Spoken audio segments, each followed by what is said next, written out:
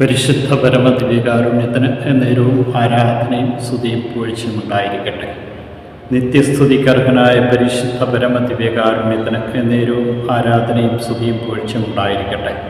പുതിയൊരു ദിവസം നമുക്ക് നൽകി അനുഗ്രഹിക്കുന്ന പരിശുദ്ധ പരമദിവ്യകാരുണ്യത്തിന് എന്നേരവും ആരാധനയും സ്തുതിയും പുകഴ്ചയും ഉണ്ടായിരിക്കട്ടെ.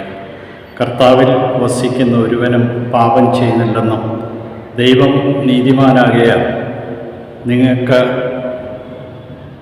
നീതി നടത്തിത്തരുന്ന ദൈവത്തിൻ്റെ തിരുമുമ്പിൽ നീതി പ്രവർത്തിക്കുന്നവനാണ് ദൈവത്തിൽ നിന്ന് ജനിച്ചിരിക്കുന്നത്. കണ്ടാലും എത്ര വലിയ സ്നേഹമാണ് അവിടെ നിന്ന് നമ്മളോട് കാണിച്ചിരിക്കുന്നത്. നാം ദൈവമക്കളെന്ന് വിളിക്കപ്പെടുന്നു. ലോകം നമ്മെ അറിയുന്നില്ല, കാരണം അവിടുത്തെ ലോകത്തിന് മനസ്സിലാകില്ല. നമുക്ക് ഓരോരുത്തർക്കും മനസ്സിലാകും നാം ദൈവത്തിൻ്റെ മക്കളായതുകൊണ്ട്. അതുകൊണ്ട് യോഹന്നാൻ യേശുവിനെ ചൂണ്ടിക്കാണിച്ചുകൊണ്ട് പറഞ്ഞു, ഇതാ ലോകത്തിൻ്റെ പാപങ്ങൾ നീക്കുന്ന ദൈവത്തിൻ്റെ കുഞ്ഞാട്.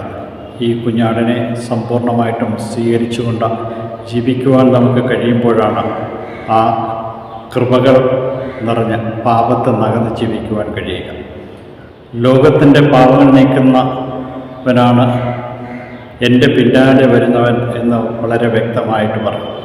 ഇസ്രായേലിനെ കർത്താവ് വെളിപ്പെടുത്തി കൊടുത്ത അവിടുത്തെ പുത്രനായ യേശുവിൻ്റെ ആത്മാവ് ആരിൽ ഇറങ്ങി വരുന്നുവോ, ആര് ഇറങ്ങി വന്ന് ആവസിക്കുന്നുവോ അവനാണ് രക്ഷകനായ യേശു എന്ന യോഹന്നാൻ ചൂണ്ടിക്കാണിക്കുന്നു.